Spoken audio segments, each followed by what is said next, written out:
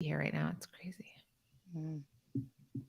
Hi, everybody. Welcome back. Did you miss us? We've been on all morning. We have two more amazing interviews to bring to you today. We have this one right now and then another one in about the next hour. And we're really excited to share these Small Biz Founder episodes with you live that you will eventually hear on the podcast. So we have Danielle Beauregard of Fusion by Design Collars here with us today from Canada. And so as you're joining us, say hello in the comments. And then if you're watching this in the future, say replay in the comments and you can respond to the things you're watching live. We'd love for this to be interactive, see your responses. So we're here. All right. Are we all ready to start the podcast? Mm-hmm. We are. Okay. Hey, everyone, and welcome back to another episode of Small Biz Founders with the Product Boss. I am Jacqueline, and we've got Minna here, and we're the co-hosts of the Product Boss podcast. And we're so excited to bring to you today a very special person. We get to work with her, watch her grow and build this incredible business that she's growing inside of the Product Boss Mastermind. So I want to welcome Danielle Beauregard of Fusion by Design Collars, the CEO and founder of the business. So welcome to the podcast. Hey guys, thank you. I'm happy to be here today. So you're based in Canada, right? I am. I am just outside of Ottawa, Canada, and Ottawa is the nation's capital here. Amazing. Mhm. So tell us what is Fusion by Design Collars? So Fusion by Design Collars, I jokingly call it bougie collars for dogs. Don't be joking. It is. They are. It is Yeah, bougie. it It is is. bougie. We have a leather crafting workshop here in Ottawa, and we craft high-end leather collars and leashes. Much of our work up until now has been custom work. We embellish with crystals from Austria. We do leather carving and painting and all sorts of cool and fun stuff like that. I love it.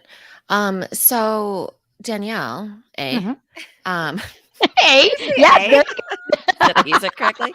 good. You did. Look, am I Canadian yet? Hey. Um, so tell us a little bit about how you got here. How did you get started in dog collar design? um, Truly She's by accident. So before I started my business, I actually worked in the IT industry. I worked in an area of IT called cybersecurity. So I did all the fun stuff that kept you guys safe online. Thank you. And in 2013, I decided to leave my very safe, very secure, complete with benefits and a pension plan corporate job and start my own business, which at the time was dog training. So from 2013 through to about 2019, 18, 19, I was solely focused on the dog training business. Now, I've always been a leather crafter by hobby. And I started seeing, I've always liked nice and pretty things for my dogs. I have several dogs. And so I thought, well, I can make these collars. Isn't that hard. Let me tell you, it's hard. Okay. I won't show you what the first ones looked like. But anyway, and so it just kind of grew as more as a sideline of, hey, can you make a collar for my dog? Can you make a collar for my dog? And I said, sure. And then the pandemic hit. And when the pandemic hit, service-based industries, especially in-person service-based industries, we basically shut down. And overnight, my revenue was gone. I couldn't train, I couldn't board, I couldn't do any of that. And here in Ontario, we had very prolonged shutdowns. We were months shut down where basically nothing was allowed. And so I was like, well, I need to pivot. I need to do something to still pay my bills. And so I turned around and put my focus on the dog collar side of the business. And got very, very lucky. Also, we already had an online presence, which I was able to leverage to some extent, and just started, hustling and growing the business. And in 2020, it went from I guess 2019, we probably did about $17,000 on collars. In 2020, we did $154,000 on collars. And in 2021, we broke the $250,000 mark. And I've since Congratulations. added staff and all that kind of fun stuff. Yeah. It's been quite the ride. The ride. And then I know when you joined the mastermind, one of the biggest things was you were hitting capacity, right? Because the collars Oh, yeah. are custom collars right now. Yeah. Yeah. We're moving Absolutely. into something else. But Yes. We're trying. Yes. So you made $250,000 in handmade leather collars. And at what point did you hire? Like, when was it? What year did you hire? So in the summer of 2021, I had two good friends that took pity on me and started They're like, we used to Oh, see her. every story's a good story. and started to give up their Sundays to come give me a hand. And so they were giving me, 1 day a week. They both have full-time jobs, by the way, but they were just like, no, clearly you need help. You can't keep doing this by yourself. And I was really, really reticent about hiring because to me, I had this, I want to say, anxiety about taking on that expense and also being responsible for someone else and somebody else's, living. And so at the time, that's what I was comfortable with. So they came and helped me on Sundays, and we kept it going through 2021. In December of 2021, I was finally like, no, I can't do this anymore. This is crazy. And so I hired my first actual weekday employee, Ashley. So she started with me in December. And I just recently in April hired a second weekday employee, which is Taryn. And so now we've got the two girls here during the week and myself. And then the friends that took pity on me to begin with are still coming out and giving me their Sundays when they're available to do a little bit of extra work for me and try to get us ahead and on track and doing all sorts of fun stuff. So yeah, it's crazy. Amazing. So did you ever sell on Etsy, or did you just go like, how did No. you start getting your first customers? How did they find you on the World Wide Web or in the world in general? So what I did was, believe it or not, there is something called the collar fancy. So these types of high-end collars, there are people that collect them, that this is their hobby. And so I joined some collar groups on Facebook, which allowed advertising, self-promotion on certain days of the week. And that's how I started. And then I actually created my own group and invited people to join the Facebook group. And then I monetized that group. So that's where I was doing the bulk of my sales from. I didn't have a website to start. I didn't have anything automated. It was by Excel spreadsheet and email and messenger. And it was just a disaster. And then eventually I put the website up. And then started to drive sales through the website. But that Facebook group, we have about 2,500 members in the group. That's probably still to this day the bulk of how most people hear from us, is they're invited into the group by a friend of theirs. And that's where they know what we're doing and they can keep track of their orders and do all kinds of stuff like that. So we did most of it in the group. We do have a small email list. I think there's about 1,900 people on it. And this year, we're finally starting to leverage that a little bit more. And my goal is to rely less on social media and more on something that I own, which will be the email list. Amazing. Yeah, and you have that background knowledge. I think the things that really stick out in my mind about you is that you have that background knowledge about training, so you could really build content around that. You have that background knowledge about leather craft, which, Yeah. there's so many other collars that aren't leather crafted, they're handmade leather crafted. So it's that skill set too. So how did you come about those skill sets? So for example, how did you get started in training and how did you get started in leather craft? Right. So training started a long time ago. So I've always been involved in dogs. When I was 8, 9 years old, I was showing dogs in conformation, and they've always been a strong interest of mine, as have horses. And so when I was riding competitively, I also started coaching. And so I was coaching young riders. I went through various coaching certification programs and I learned how to teach. In that, over time, my interest shift from the horses primarily to the dogs. And I started teaching dog classes part-time, typical, group classes, certain dog sports, that kind of stuff. And then a friend of mine said to me, you could do this full time. Like, it's a legitimate business. You've got the skills, you've got the knowledge. And so I said, okay, cool, let's try it. But I've been teaching in some capacity for probably 30 years now, at least, if not longer. And so it was very easy for me to take those skills and use them simply in a different market, which was in the dog world. People make the mistake that dog training is about the dogs. It's really not. It's 100% about the people skills, being able to get your ideas across, being able to teach somebody a new, whether it's a new skill, a new piece of knowledge, something like that. So that's definitely served me well. And I still use it, every day in my business. I have new employees that I am teaching them how to do things. Taryn came to me with no leather crafting experience whatsoever. So I'm teaching her from the ground up.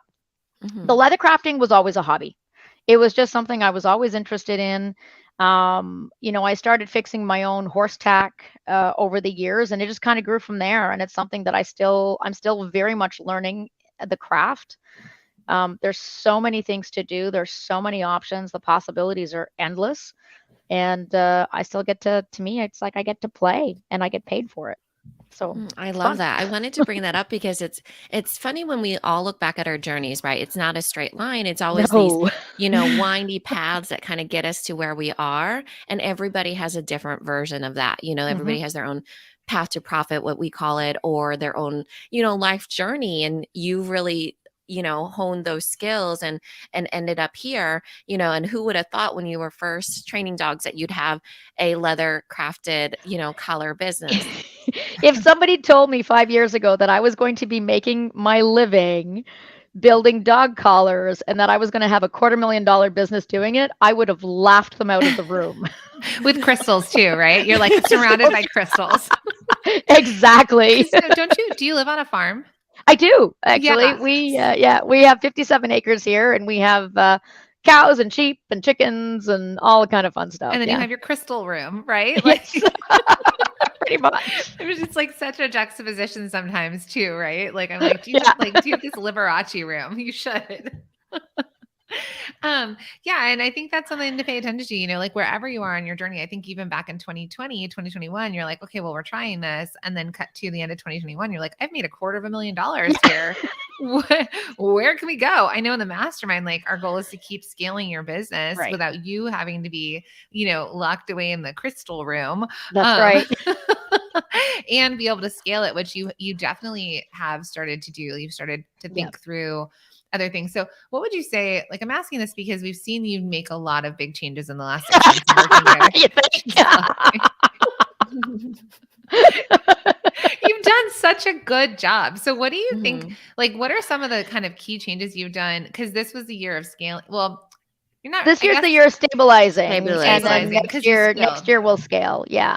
Yeah. So, I joined the mastermind. When I came into the mastermind, I thought I had an idea of what I needed out of the mastermind, which was I'd gotten to this point, which was $250,000, and I needed to know how I felt like I was just a little bit out of focus to get to that next step. And that by working in a mastermind, I'd be able to get that focus. What it did though is it did a lot more, because I was very much stuck in, this is the business model that I have. This is the business model I need to go forward with because everybody in this space does it the same way, right? Like this is what we see. So this is what we're used to. And the mastermind really opened things up for me to start looking at my business model very differently and saying, okay, yes, this works to a point, but I'm always going to run into capacity issues. I'm always going to run into material issues because none of it is predictable when you're doing strictly custom work. And so we've been sitting down, myself and my staff, and looking at what can we do to change our business model, and that will position us to scale. Because my goal, honestly, is $1 million in 3 to 5 years. Yes. And after the mastermind retreat, I was told $1 million in 3, but I'm gonna stick to the 3 to 5. Mhm. Yeah, we don't know what's going to happen in the world, and 3 to 5 is the same in my mind. Yeah, It's like exactly. just numbers in that point. Yeah, yeah, yeah. So yeah, it's been that's been great because it's been there was just a lot of things that I wouldn't have ever considered as even a remote possibility because I'm so immersed in the dog world, in the what I'll call the collar fancy, that it's sometimes really hard to look outside of that and to be objective about what's really going on inside your business. So it's been super, super helpful to work with all the other business owners, and they're like, yeah, but this. And then you're like, oh, hadn't even thought about that. And I Okay. mean, that's, that Mina Yeah. and I have been in masterminds for years and been able to be around people, which, is part of, that's exactly how we started the Mm-hmm. Product Boss, was with a mastermind, because, you can't grow in a silo. And if you're No. surrounded by so many people that are in the same industry, there was someone in our, is it candle company? There's someone in our group that said that you weren't allowed to follow. There's some candle coach out there or something. And they said, do not follow other candle makers or something like that. There's this Right. rule, this like unsaid rule that they had. And it's like everyone's going to come up with their own rules, or like you're in your own world. But then that's the thing of like where the genius comes is figuring out what other markets are doing, looking outside the Mm-hmm. box, and then saying, okay, how can I adjust this to my business? Because that's the thing that's going to pull you away from the pack. No Yeah. pun intended, right? But like, but But pun that's the thing that's intended. right. Because otherwise, what we do is we compete over price. So 100%. what happens is like, and you've got beautiful, amazing collars, but they're several $100s. So when someone is a collar fancy fan and they're looking at beautiful crystal studded collars, the sizes might be the same. Yeah, the design is a bit different, Right. but then it's going to come down to price shopping, why yours and not someone else's. So what's more to it? Like what is the thing that's more to the customer, why they're going to pick your business, and it's more than your product and the price? Yeah, Yeah, for absolutely. sure. Absolutely. For I sure. think it comes down to what Danielle was saying about you're so in it, you don't see things.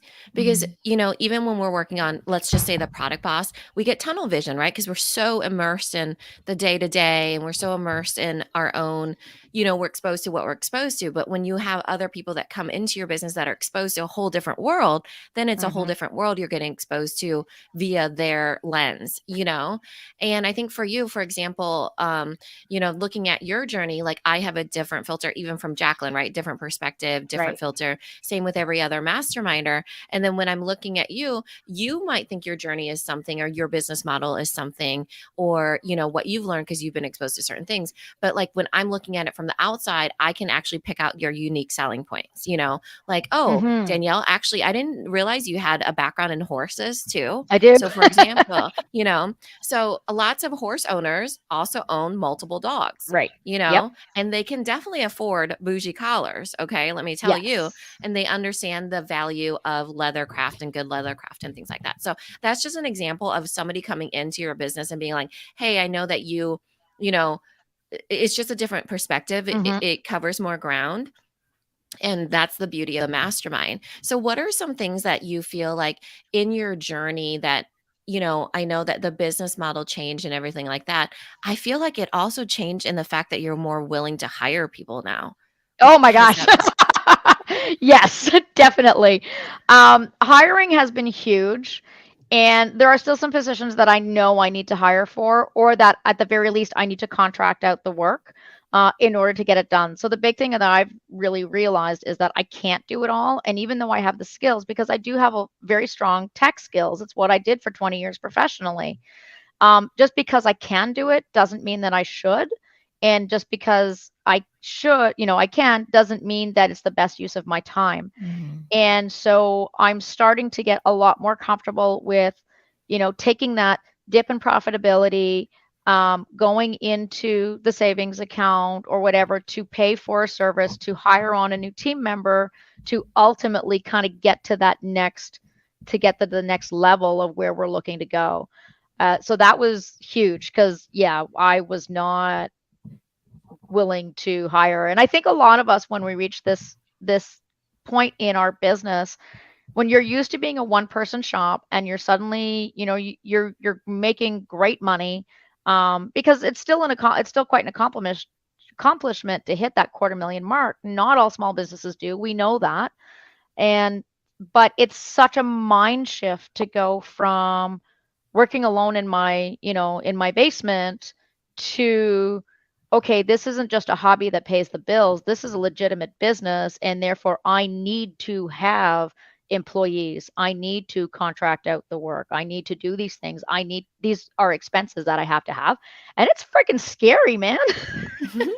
And boom, there it was. That's what I was trying to literally That is fish for, scary. was the fact that I wanted you to say it was a mind shift. So the Oh, mastermind is a huge. complete mind shift that people don't quite understand. When you get to a certain point, you have to shift your mind into being able to do something different. It's so hard if you're working by yourself, or if you even said I wasn't willing, It's So true. Yep. yeah. And then I feel like the people that get the most out of the mind or the mastermind are the people that do that shift their mind into the fact that I am a business owner. I do have to start delegating because my time really is precious. And these are the things that I really want to do.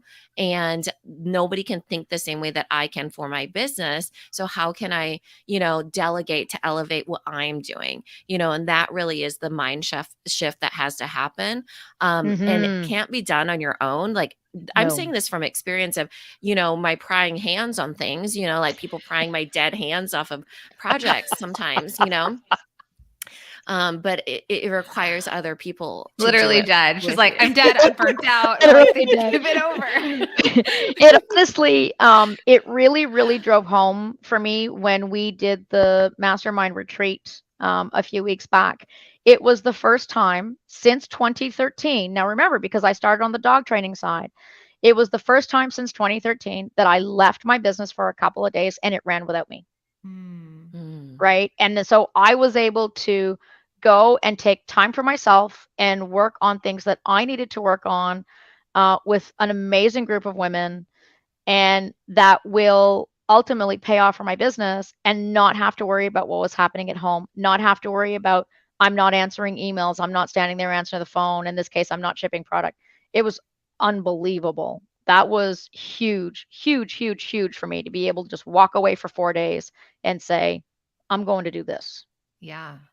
And also, I mean, for us at that event, we've been to events where we were inspired by this, but it was where you were taken care of. So you didn't have to think, how do I go get coffee or tea or what Yes. am I going to eat? Like that decision fatigue, because as business owners, whether you're a business owner, parents, you're running a farm with all these animals, like there's so many decisions to be made Mm-hmm. at all times. And so it was that idea of letting you kind of take that time to internalize, to learn, and not have to worry or stop to think about, some of the basic things of like, what am I going to eat today? So I'm so glad that Which you usually we're like, oh, I forgot to eat today. That. exactly. Exactly. So I'm really proud of you and like the shifts that you made. What are you most excited about for this year? Oh gosh. This year I'm most excited about taking a vacation. Where are you going? Legitimately. So I am actually in about 10 days heading out to Nova Scotia for a week to visit some friends and, just have some R&R and eat good food and breathe in some ocean air and that kind of stuff. But that aside, on the business side, I'm really excited about completing the transition to our new business model, which we will be, all things going well, launching this summer, and seeing where that takes us, because I think it's going to really position us for a lot of growth, and get us to that next level next year. So that's, yeah. Can we say what the new business model is? Yeah, by all means. Okay, We yeah, can. so they can buy. So, You definitely should. yeah, so the way we've been operating, of course, as you know, is we've been doing almost exclusively custom work and very little ready to ship and absolutely no inventory based model at all. And so we're going to be moving into, we're going to have one collection that is going to be always available in inventory at all times. So it's going to be a smaller collection, but it's always going to be there. And then we are going to be planning product drops throughout the year. But the cool thing is you're not going to have to wait for your collar to ship. It's already done. So you're just going to go online, pick what you want and the size you want, and you'll have it within a matter of a couple of days.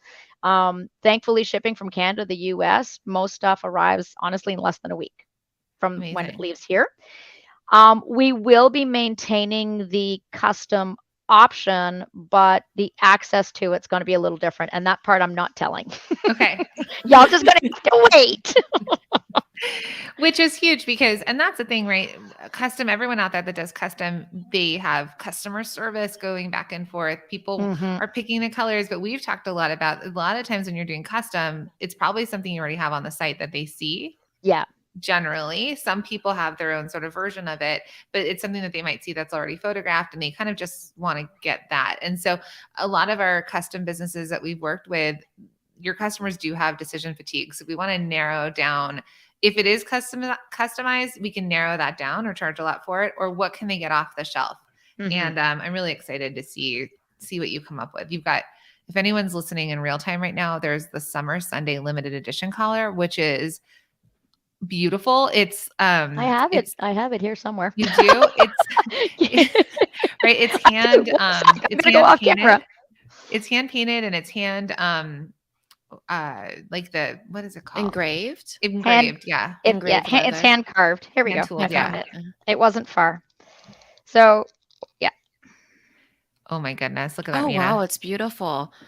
right. You know Isn't that what? cute? When you look at websites, I say this all the time that you have to transfer over the experience. I gotta say, you holding it up was a whole different experience than me seeing it online. The perspective of your hand, the Yep. showing it like that.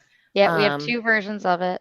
See? Little We want to get a new cute. puppy this year, and I'm like, I'm gonna just have to commission you to do that later on in the year because it's so cute. It's cute. It's awesome. It turned out really well. So Yeah. Someone just said, looks like Amelia's getting a new collar. So, Yeah. awesome. Yay. yeah. So tell our customers, or not our customers, tell our listeners how they can actually become customers, where they can shop from you, follow you, interact, maybe even how to get into that Facebook group. Sure. So we do have a website. It's fusionbydesigncollars.com. Everything is there. And I do know that sometimes custom can be a little overwhelming. So you can always reach out to us.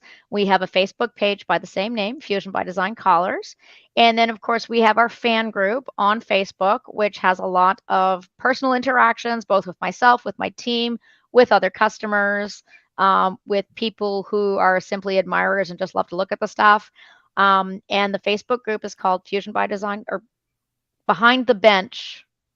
And I can't remember if I wrote it Fusion by Design Collars Behind the Bench, or it's Behind the Bench Fusion by Design Collars. I can't remember. I should know DM these her things. on Instagram. DM me on Instagram as well. Yes, we're on Instagram too. That's You're always like an us. easy way. Like, we have no idea what our website is, but go to it. We're Fusion by Design Collars on Instagram too, so we're easy to find. Yeah. This is Yeah. such a good episode. You're so fun. And, I love how you really break things down and just really clear about it. So I hope it was as impactful for our listeners as well. Yeah, I hope thanks so. for being on, Danielle.